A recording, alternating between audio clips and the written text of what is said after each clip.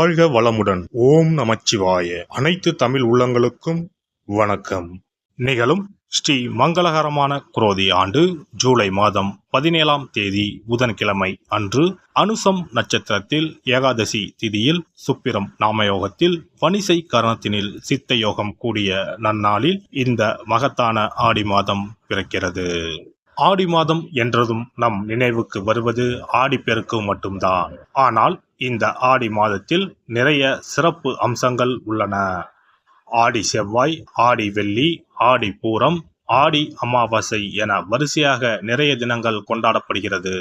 நிறைய சுப தினங்கள் வந்தால் கூட இந்த ஆடி மாதத்தில் யாரும் சுப நிகழ்ச்சிகளை நடத்துவதில்லை. திருமணம் மற்றும் வளைகாப்பு போன்ற சுப நிகழ்ச்சிகளை இந்த மாதத்தில் வைப்பதில்லை. புதுமண தம்பதிகளையும் இந்த மாதத்தில் பிரித்து வைப்பது உண்டு. இந்த ஆடிப்பெருக்கு திருவிழாவின் போது புதுமண தம்பதிகள் புதிய மஞ்சள் கயிறுகளை மாற்றிக்கொள்வார்கள். இந்து ஜோதிடத்தின்படி ஆடி மாதம் ஒரு அசுபமான மாதமாக பார்க்கப்படுகிறது. எனவே இந்த மாதத்தில் திருமணம், சுப நிகழ்ச்சிகள், புதுமனை புகுவிழா என எந்த சுபகாரியங்களும் நடக்காது. இந்த ஆடி மாதத்தை ஒரு சூனிய மாதம் என்றும் கூறுவார்கள். ஆடி மாதத்தை ஒரு சூனிய மாதமாக பார்த்தாலும் இந்த மாதத்தில் ஏராளமான பூஜை மற்றும் விரதம் மேற்கொள்ளப்படுகிறது.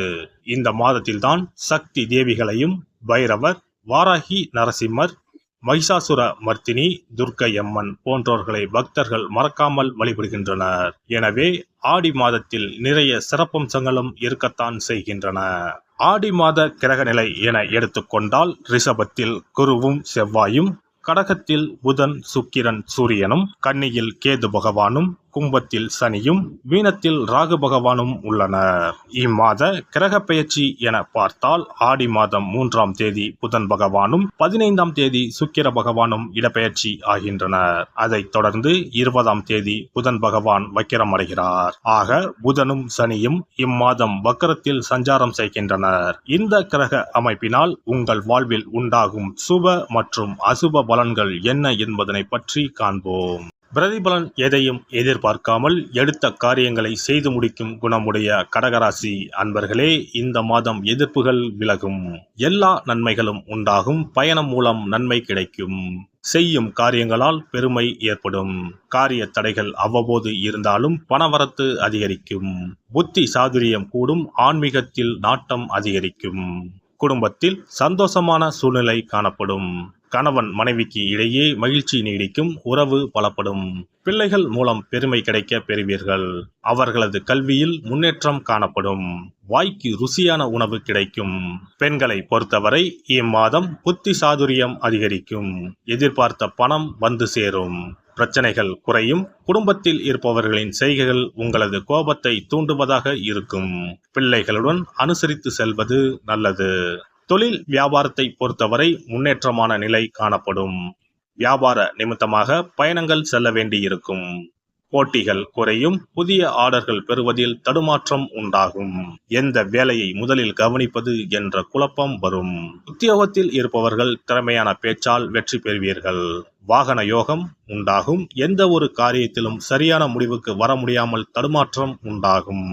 மற்றவர்களின் கருத்துக்களை ஏற்றுக்கொள்ள முடியாத நிலை உண்டாகி அவர்களுடன் பகை ஏற்படலாம். கவனம் தேவை. சாமர்த்தியமாக பேசி எதையும் சமாளிக்கும் துணிச்சல் வரும். பணவரத்து திருப்தி தரும். எதிர்ப்புகள் குறையும்.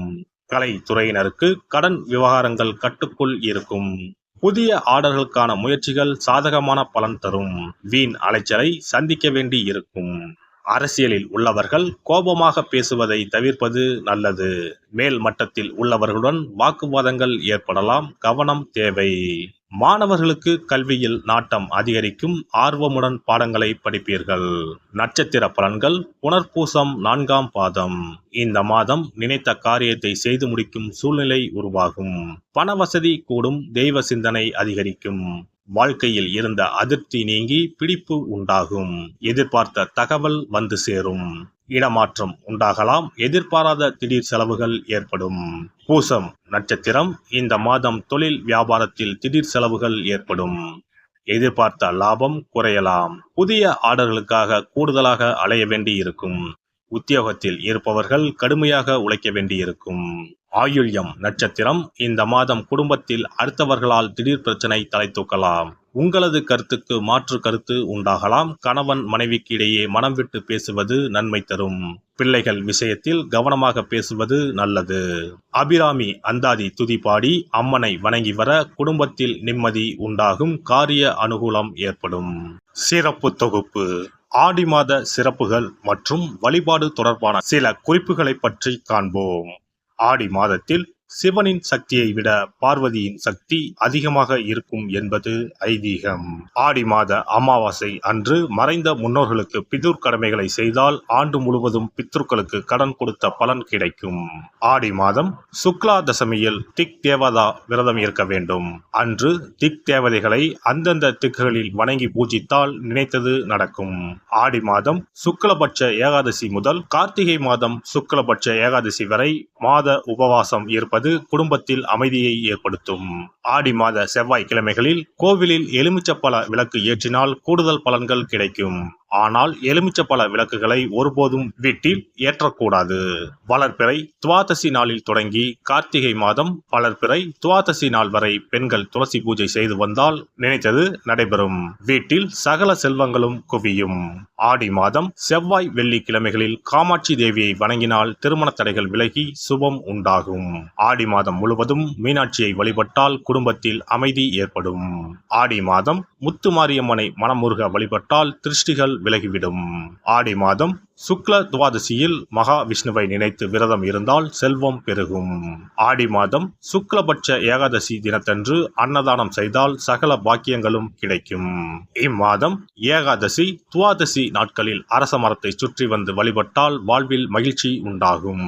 ஆடி மாத வெள்ளிக்கிழமைகளில் மகாலட்சுமியை வழிபட்டால் வீட்டில் செல்வம் சேரும். இம்மாதம் ஏதாவது ஒரு வெள்ளிக்கிழமை அம்மனை ஆவாகனம் செய்து வீட்டுக்கு வரவழைத்து வழிபடுவது சிறப்பை தரும். ஆடி மாதம் குத்து விளக்கை லட்சுமியாக பாவித்து அலங்கரித்து வழிபடுதல் வேண்டும். ஆடி மாதம் அம்மனுக்கு பால் பாயசம் சர்க்கரை பொங்கல் வைத்து வணங்குதல் வேண்டும். அம்மனை வழிபடும் போது மறக்காமல் லலிதா சகஸ்ரநாமம் சொல்ல வேண்டும். இம்மாதம் வீட்டில் சிறப்பு பூஜைகள் செய்யும் போது சிறு பெண் குழந்தைகளை அம்மனாக பாவித்து உணவு கொடுத்து ரவிக்கை சீப்பு குங்குமச்சிமிழ் கண்ணாடி வளையல் தாம்பூலம் கொடுக்க வேண்டும். இம்மாதம் அம்மனுக்கு சாற்றப்படும் வளையல்களை பெண்கள் அணிந்து கொண்டால் திருமண பாக்கியம் குழந்தை பாக்கியம் சகல நலன்களையும் நீங்காத செல்வத்தையும் பெறலாம். ஆடி மாத வெள்ளிக்கிழமைகளில் அதிகாலையில் எழுந்து குளித்து தூய ஆடை அணிந்து சாணத்தை பிள்ளையராக பிடித்து செவ்வரளி செம்பருத்தி அருகு கொண்டு சூரிய உதயத்திற்கு முன்னர் விநாயகரை பூஜிக்க வேண்டும். வாழை இலை மீது நெல்லை பரப்பி அதன் மீது கொழுக்கட்டை வைத்து விநாயகரை வழிபட செல்வம் கொளிக்கும். ஆடி பௌர்ணமி அன்று சிவபெருமானுக்கு திரட்டுப்பால் அபிஷேகம் செய்து கருப்பு பட்டாடை 100 முத்துக்கள் கோர்த்த மணிமாலை கரு ஊமத்தம் பூ மாலை அணிவித்து மூங்கில் அரிசி பாயாசம் படைத்து வழிபட்டால் எப்பேற்பட்ட பகையும் விலகும். பொதுவாகவே வெள்ளிக்கிழமைகள் அம்பாளுக்குரிய சிறந்த நாட்களாகும். இதனோடு அயனத்துக்குரிய சிறப்பும் சேர்வதால் ஆடி மாதத்தில் வரும் வெள்ளிக்கிழமைகள் அம்பாளுக்கு தனிச்சிறப்பு கொண்டவையாக கருதப்படுகின்றன. எல்லாம் வல்ல இறையருளால் நீங்களும் உங்கள் அன்பு குடும்பமும் உடல் நலம் நீலாயுள் நிறை செல்வம் உயர் புகழ் மெய்ஞானம் ஓங்கி வாழ்க வளமுடன். இந்த வீடியோ பதிவு உங்களுக்கு பிடித்திருந்தால் லைக் பண்ணுங்க, கமெண்ட் பண்ணுங்க, ஷேர் பண்ணுங்க, மறக்காம சப்ஸ்கிரைப் பண்ணுங்க, பக்கத்துல இருக்கிற பெல் பட்டனை கிளிக் பண்ணுங்க. நன்றி, வணக்கம். ஓம் நமச்சிவாய. சிவாய நம.